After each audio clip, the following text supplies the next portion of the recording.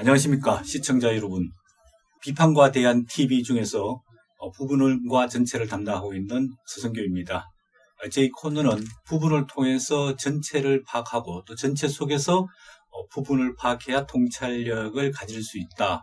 그래서 국제 정치 문제, 또 한반도 외교 안보 문제, 또 우리 사회의 정치 문제 이런 것들을 심층 분석해보고 있습니다. 내용을 보시고 마음에 드시면 좋아요를 많이 눌러주시고 또 구독 신청도 많이 해주시면 저희가 방송을 더욱더 열심히 하도록 하겠습니다. 오늘은 이인배 박사 모시고 지난번에 있었던 제9차 한미 정상회담 그리고 현재 거론되고 있는 제3차 북미 회담 전망과 그 과제에 대해서 알아보도록 하겠습니다. 이인배 박사 안녕하세요. 네, 안녕하십니까.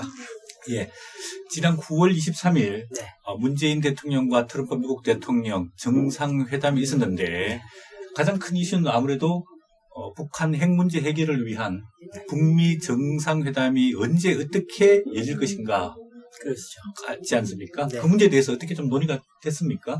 일단 그 많은 우리 국민들도 그렇고 많은 기대가 있었죠. 그러니까 급작스럽게 스케줄을 만들어서 이제 한미 정상회담을 하고 이제 대통령이 가셨기 때문에 이게 큰 변화가 있을 수도 있겠다라는 국민들의 또 기대와 관심이 있었는데요.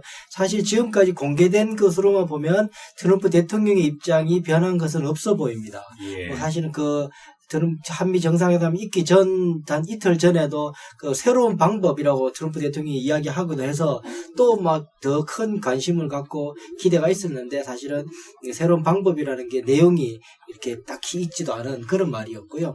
예. 보면 늘 했던 말을 계속하고 있습니다. 트럼프 대통령은 대화는 계속하겠다. 그러니까 그 미국 정상회담은 계속 할 수 있다라고 이야기하면서 그럼에도 불구하고 제재는 계속한다.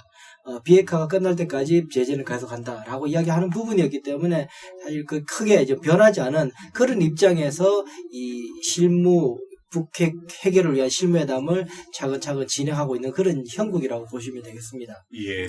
정상회담을 두고 실패한 한미 정상회담이다. 네. 또 알맹이 없는 정상회담이었다. 또는 맹탕 정상회담이었다. 이런 비판이 많이 나오고 있는데 문재인 대통령이 북미 간의 어떤 협상, 네. 또 정상회담 이런 거를 조금 조율하고 촉진하러 갔는데 사실상 그 상대방의 의견 차이를 하나도 조율하지 못하고 그냥 돌아온 것 아닙니까? 사실은요, 그러니까는 이 촉진자도 뭘 하려 그러면 이 상황 변화, 그러니까 미국과 북한 간의 관계에서 새로운 역할을 할 수 있어야지 촉진자 역할이 되는 건데 9월 달에 최선희가 먼저 그 미국과 실무회담을 하겠다. 그리고 김명길도 이야기하고 이렇게 다 북한 입장이 다 드러나고 나서 우리 대통령이 트럼프 대통령을 만난 거잖아요. 그렇기 때문에 사실은 북한의 모습을, 입장을 변화시키고 다니고 트럼프 대통령의 입장도 변화시키고 다닌 그런 상황이에요. 그러니까는 이 미국과 북한 간의 협상이 진전되고 오려고 하는 그 시점에 그냥 가서 출연을 하는 거죠. 찬조 출연을. 그렇기 때문에 특별하게 영향력을 갖는 정상회담은 아니었다. 애석하지만 저도 그렇게 좀 평가를 할 수밖에 없습니다. 예, 문재인 대통령과 트럼프 대통령이 정상회담을 시작하기 전에 좀 이제 모두 발언 한 10분 정도가 공개되면서 기자들 질의응답도 있었는데요. 문재인 대통령이 이렇게 이야기했습니다. 3차 북미 정상회담은 세계사적 대정기가 될 것이고 북미 협상이 열리기를 기대한다. 이렇게 굉장히 소망 섞인 이야기를 했거든요. 이거로 말해서 죄송한데 이게 wishful thinking이라 그러지 않습니까? 네, 소망적 사고. 네. 예, 그런 반면에 트럼프 대통령은 북미 정상회담 여부를 지켜볼 것이고 다양한 방식으로 허심탄회하게 대화하기를 기대한다고 이야기했지만 아직까지 북한과 미국 간의 실무적인 협상이 이루어지지 않고 있죠. 네, 오늘 오전에 이제 폼페오 국무장관이 또 이야기를 했죠. 사실은 실무 협상에 대한 접촉에 대한 어떠한 북한의 반응도 없어서 아직까지 일정이나 장소나 잡히지 않고 있다라고 이야기를 하고 있는 상황입니다. 트럼프 대통령이 그랬죠. 그러니까 이 트럼프 대통령이 워낙 이게 언론을 다루는 솜씨가 꽤 뛰어난 사람인 것 같아요. 그러니까 뉴욕에서 문재인 대통령을 만나러 가기 직전에는 기자들한테 북미 정상회담이 있을 것 같습니까? 물으니까 곧 있을 거다. 뭐 곧 있을 거다. 두고 봐라. 그러고는 그러니까 쫙 따라오니까 실질적으로 문 대통령을 만나서는 그 실무회담을 통해서 많은 일을 할 거다. 그것이 잘 되면은 3차 정상회담이 있을 수 있다라고 이야기를 해버리고 한 발자국 뒤로 쫙 물러나는 신중도를 표현한 거죠. 그렇게 하면 제가 볼 때는 입장이 바뀐 것이 아니라 언론을 되게 주목받기 위해서 그렇게 좀 기술적으로 그렇게 안 되는가. 모두 발언 기자회견 내용을 보면은 문재인 대통령은 발언 조금 하고 대부분 이제 미국 트럼프 대통령이 발언을 했는데 그 내용 전체가 자기 자랑 과시에 굉장히 치우쳐져 있거든요. 그렇죠. 예를 들자면 본인이 김정은을 만나서 정상회담을 두 번 한 이후에 북한과 미국 간의 무력 갈등, 전쟁의 가능성이 없어졌다. 또 핵실험도 하지 않았다.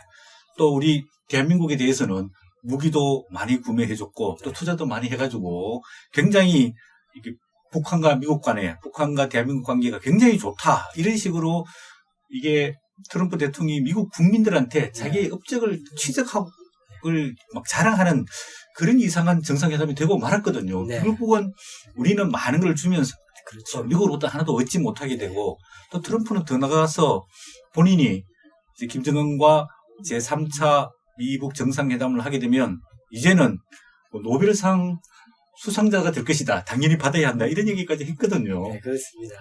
그러니까는 사실 방금 말씀하신 그 부분은 서 교수님 말씀하신 트럼프의 이야기는 한 번 이야기한 것이 아니라 한 수십 번 이야기했을 겁니다. 예. 선거 유세 때마다 가서 지금 미국 국민들한테 하는 이야기가 바로거든요. 북한하고 내가 관계가 좋다. 그래서 북한에서 지금 핵실험 안 하고 있지 않느냐. ICBM 안 쏘고 있지 않느냐. 지금 전쟁 위협이 있던 게 나 때문에 그게 완전히 없어졌다. 계속 그 이야기만 하고 다니는 상황이거든요. 그러면서 공정했으면은 노벨상 내가 받았을 거다. 그런 이야기까지 하고 있는 그런 상황입니다. 예, 우리나라 대통령이 미국 트럼프 대통령의 국내 정치에 이렇게 이용당하고 있는 것 아니냐. 그러면서 우리는 실질적으로 국익을 위해서 아무것도 얻어내지 못하고 있는 그런 형국인데요. 결국은 북한과 미국 간에 이 핵무기를 어떻게 폐기하고 제재를 완화하고 북한을 개방할 것인가 이 방법론에서 차이가 있지 않습니까? 그렇죠. 그래서 그동안에 지난번 하노이 회담도 결렬되고 그렇죠. 북한에서는 미국에게 새로운 셈법을 요구하고 있는데 결국은 북한 입장에 봤을 때는 부분적인 핵시설 검증, 신고, 네. 폐기만 하고 네. 제재를 다 완화해달라. 네. 이런 단계적인 접근 방식을 하고 있는 반면에 미국은 일괄 타결 방식을 요구하고 있지 않습니까? 이 절충점이 마련될 수 있을까요, 과연? 그러니까는 쉽게 말해서 한 가지입니다. 지금 해결 안 되는 게 뭐냐면 실질적으로 앞으로 절차상 행동을 하는 거는 어차피 단계적일 수밖에 없죠. 예. 오늘 핵 폐기합니다. 그래서 내일 돼서 일주일 만에 다 없어질 수 있는 게 아니니까 핵시설 없애야 되고 핵 무기 없애야 되고 핵 물질 없애야 되고 해체해야 되고 꽤 시간이 길어도 짧아도 1년 반 내지 3년 걸린다는 거 아니에요. 예. 본격적으로 다시 시작한다 그래도 그렇게 걸리는 상황인데 문제는 뭐냐면 지금 미국하고 북한하고 안 되는 부분이 그러면은 최종 고울이 어디냐. 예. 마지막으로 종착점은 어디냐에 대해서 미국하고 북한하고 합의를 안 하고 있는 거죠. 못 하고 있는 거죠. 북한이 합의를 안 해주고 있는 거죠. 북한은 지금 은연중에 계속 말하는 게 영변 핵시설 폐기가 마지막이다. 종착역이다. 라고 이야기하고 있는 거고 미국은 영전 핵 폐기로 끝나서는 안 되고 그것이 시작점이든 중간점이든 어디 되더라도 최종적으로는 북한에 있는 모든 핵시설, 핵물질, 핵무기 과학자 기술까지 완전히 근원적으로 없어지는 것이 비핵화다. 거기에 대해서 네가 합의해주고 나면 그 다음부터는 합을 맞춰서 서로 같이 행동하는 걸 어떻게 식으로도 할 수 있다. 이게 미국 입장인 거죠. 그러니까 북한은 그 최종 상태에 대해서 합의를 안 해주고 있는 거죠. 예, 결국은 북한은 일부만 폐기하고 또 나머지는 결국은 이제 핵을 갖고 있겠다. 핵 네. 보유국이 되겠다. 네. 그런 의도를 나타내고 있는데 그렇죠. 그거에 대해서 미국이 인정하고 도장을 찍어라. 이렇게 이야기하면 결국은 우리가 일부 핵을 폐기하지만은 그 폐기 대가로 북한에 대한 모든 제재를 해제하고 체제를 인정해주고 또 나중에는 주한미군이 철수하게 되면은 우리는 결국에 북한 핵을 마주해야 되는 네. 한마디로 말하면 북한의 핵 인질이 될 가능성도 배제할 수 없지 않습니까? 그렇습니다. 그러니까 최종적으로 북한이 의도하는 방식대로 협상이 이루어진다면 핵이 있는 북한과 주한 미군 없는 대한민국이 예. 딱 그 군사 분계선을 두고 지금 만나야 되는 그런 상황이 되는 거죠. 그래 되니까는 우리로서는 굉장히 가장 치욕스럽고 어려운 북한과 상대해야 되는 그런 상황이 되는 거죠. 그래 되면은 군사 전략상 그렇게 됩니다. 그렇게 되면 우리는 목숨 내놓고 싸울 수가 없게 되잖아요. 예. 그러니까 다 완전히 다 망가지기 때문에 그러면은 국지전이든 조금의 위협이 있더라도 우리는 그냥 참자밖에 안 되는 거예요. 그러니까는 만약에 핵 있고 우리는 없을 경우에 북한이 강화도를 기습정료한다 쳐보십시오. 백령도를 기습정료한다 쳐보십시오. 그러면 우리는 그 대한민국 영토니까 당장 본토든 평양이든 공격해야 되죠. 군사 전략상. 근데 핵이 있으면 공격을 못 하죠. 절대적 불균형 상태이기 때문에. 그러면 그러면 어떻게 하냐 변명을 하게 될 겁니다. 본토 때리면 우리가 용서 안 할 텐데 그래도 백령도니까는 뭐 이 정도에서 그냥 다시는 그러지 말라. 그러고 뭐 거의 끝내자 이런 식으로 될 거예요. 그래서 조금 계속 밀어나게 되는 거죠. 이게 핵이 있는 그 타방과 상대하는 이 약점이 계속 늘어나는 거죠. 그런 식으로 계속 밀려나갈 수밖에 없다 이렇게 되는 거죠. 예. 최종 종착점에서는 북한의 핵에 대한 FFID 그러니까 완전한 예. 북한 핵 폐기가 이루어져야 되는데 예. 북한은 거기에 대해서는 아직 뭐 제외해놓고 있고 일부 영변과 일부 또 플러스 알파 시설에 대해서만 신고하고 검증하겠다. 네. 이렇게 나오니까 북한과 미국 간에 네. 아직까지도 세법과 합의점을 찾지 못하고 있고 그리고 대한민국 정부에서는 이렇든 저렇든 빨리 북한과 미국 간의 합의가 이루어지기를 바라고 있는 그런 약간 어정쩡하고 어설픈 상황인 것 같습니다. 저는 거기서 한 가지만 저는 이번에 대통령께서 하시는 말씀 중에 어떻게 말씀을 하냐면은 이 실무 협상 3차 북미 정상회담을 위한 그 북한과 미국 간의 실무 협상이 조속히 이루어졌으면 좋겠다. 그렇게 이야기를 해요. 저는 이거는 목적의식을 상실했다는 느낌이 드는 부분이에요. 그러니까 미국의 트럼프 대통령 김정은 위원장이 만나게 하기 위한 실무 협상이 아니라 이 한반도 땅에 있는 가장 큰 위협인 핵무기를 없애기 위한 협상이거든요. 예. 그 협상의 실무 협상인 거죠. 예. 그런데 그거를 마치 그냥 북미 정상회담을 위한 실무회담처럼 이렇게 이야기를 하는 걸 이렇게 보면서 이 목적이 어디에 있는가에 대해서 저는 조금 이렇게 걱정이 되는 그런 부분이 있었습니다. 예. 지금 이제 제3차 북한과 미국 간의 정상회담 가장 큰 변수 중에 하나가 트럼프 변수라고 이야기할 수 있겠는데요. 그렇습니다. 지금 내년에 11월에 미국 대통령 선거가 있습니다. 지금 트럼프 대통령이 상당히 어려운 경지에 빠져 있는데 최근에 우크라이나 스캔들에 터지면서 미국 민주당에서는 탄핵 조사를 시작하겠다라고 하고 있고 네. 또 뭐 여러 가지 그동안의 승승장구하던 미국 경제도 약간 어려워지고 있는 상황이고 네. 또 이라크 문제도 어려워지고 있는 상황인데 네. 이런 상황 속에서 트럼프 대통령이 이 북한 변수를 본인의 국내적인 정치에 이용하기 위해서 일부 북한의 핵 폐기를 받아주면서 대타협하면서 평화가 이루어졌다라고 선언할 가능성도 배제할 수 없지 않습니까? 그러니까는 그렇겠죠. 지금 이제 우크라이나 사태 자체가 트럼프를 굉장히 공공하게 몰아내니까 예. 지난번에 하노이 정상회담 때 코언 변호사가 이제 막 그걸 이제 폭로를 하기 시작하니까 예. 그것 때문에 트럼프 대통령이 협상을 결력시켜서 단숨에 코언 변호사를 확 덮고 북한과의 협상 결렬을 완전히 덮어서 언론에 장악할 수 있었다. 그러니까 이번에 이런 상황이 되고 나면 우크라이나 사태를 덮기 위한 보다 큰 처방들을 하기 위해서 북한 변수를 쓸 수 있지 않겠느냐라는 게 이제 그런 추론 속에서 과연 그러면은 트럼프 대통령이 가장 극약 처방으로서 어떤 걸 할 거냐 할 수도 있다. 그래서 방금 소 교수님 말씀하신 것처럼 표면적으로는 실질적으로는 큰 진전이 없음에도 불구하고 포장을 잘해서 종전선언도 하고 아니면 이 김정은 위원장이 워싱턴 DC 오든지 해도 크게 이벤트를 벌려서 우크라이나 이 탄핵 정국을 돌파할 것 아니냐라고 이야기를 하는 부분이 있는데 저는 그 부분에 물론 이게 정치적 판단이기 때문에 제가 말하기 조금 어려운 부분이 있기는 합니다만 제가 본 부하에는 이렇습니다. 그러니까는 트럼프 대통령이 이 기자회견을 할 때나 뭐 석 교수님 더 많이 보셨겠지만 보면 30분을 기자회견을 하게 되면 북한에 관한 이야기는 5분 넘질 않습니다. 예. 2, 3분입니다. 저도 요즘 이제 요령이 생겨서 트럼프 대통령 원문 보게 될 때 쫙 가서 끄트머리만 딱 보면 북한 있으면 거기에 원문 다거든요. 두 센텐스 정도가. 예. 그 정도라는 이야기는 무슨 말이냐면 미국 사회에서 북한 문제에 대한 관심이 그 정도라는 거 저는 판단을 하고 있는 거죠. 그 기자들이 질문이 그 정도밖에 안 나온다는 거는 미국 국민들의 그 알고 싶은 욕구의 수요가 그 정도라고 저는 보이는데 그 정도밖에 안 되는 이 관심을 있는 북한 변수를 그렇게 세게 끌어올린다는 것이 과연 트럼프가 이 선거 전국이든 탄핵 전국에 과연 도움이 될 수 있을 것인가 저는 조금 좀 회의적이다 생각이 들어요. 예. 오히려 더 뭐 이런 일은 없겠지만 트럼프 대통령이 지금의 기조를 확 뒤집어서 매우 강성의 모습, 뭐 이란도 그랬지만 강성의 모습을 보인다 그러면 더 크게 뒤집어지겠지만 만약에 지금 협상 무드 속에서 뭐 조금 더 진전이 있다. 이것이 우크라이나 사태를 엎을 만큼의 그 될 것인가 저는 조금 회의적이다. 예. 저는 그렇게 봅니다.